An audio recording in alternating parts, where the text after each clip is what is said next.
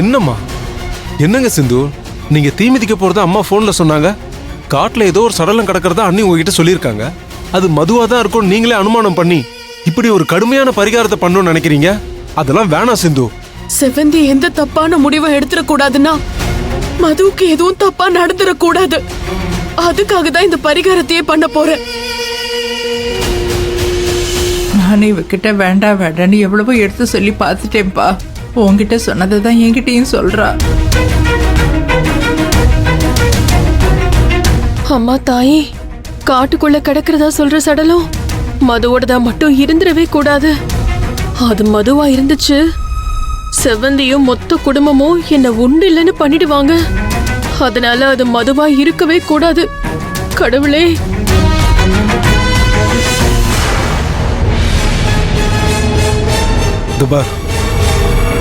மதுக்கு எதுவும் ஆயிடக்கூடாதுன்னு கடவுளை நல்லா வேண்டிக்க. அப்படி ஏதாவது அந்த புள்ளைக்கு ஆச்சு, அம்மனோட சன்னிதானத்திலே சொல்றேன், உன் உயிரை எடுத்துருவோம் பாத்துக்க. ஏங்க, நான் தான் சொன்னேன்ல, மது விருப்பப்பட்டு கெஞ்சு கேட்டதுனாலதான் நான் ஹெல்ப் பண்ணேன். அந்த வெக்கி அவ்வளவு மோசமானவனா இருப்பான்னு எனக்கு எப்படிங்க தெரியும்?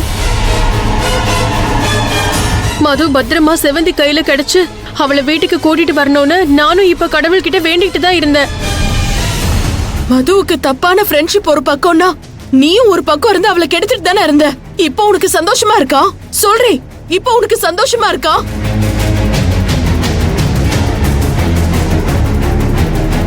இவெல்லாம் திருந்தி நல்ல வழிக்கு வரவே மாட்டா சிந்து. நம்ம மொத்த பேரோட உயிரை எடுத்துட்டு தான் இந்த யமகாதிக்கு ஓய்வான்னு நினைக்கிறேன். ரகு, நீங்க போய் எனக்கு ஒரு மஞ்சள் சேலை வாங்கிட்டு வாங்க. சிந்து ப்ளீஸ், இந்த பரிகாரம் வேண்டாங்க. நீங்க போய் வாங்கிட்டு வாங்கன்னு சொல்ற.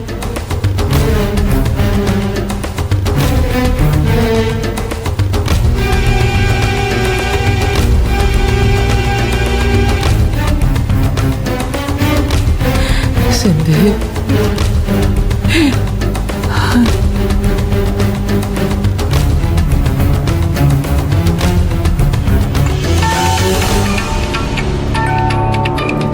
அக்கா, சொல்லுக்கா.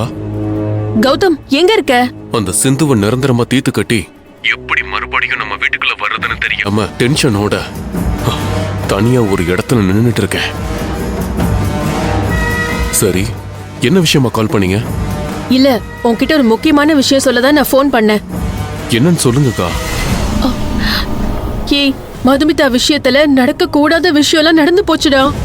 என்னக்கா சொல்றீங்க? அந்த பொண்ணு மதுமிதாக்கு அப்படி என்னக்கா நடந்துச்சு?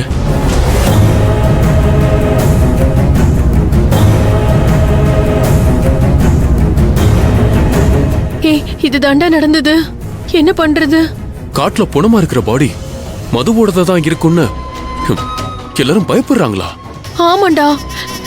ஏய், மது மட்டும் இறந்திருந்தானா அதோட என் கதை முடிஞ்சது. செவந்தியும் ரகுவும் சேர்ந்து என்ன கொன்னே போட்டுருவாங்க. எனக்கு வேற பயமா இருக்குடா.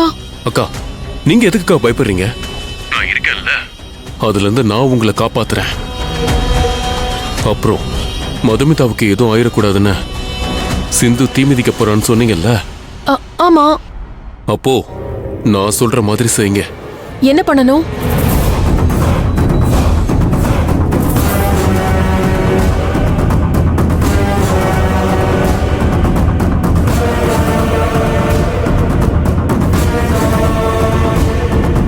இப்போ நீங்க கோவில்ல இதைத்தான் பண்ணணும்.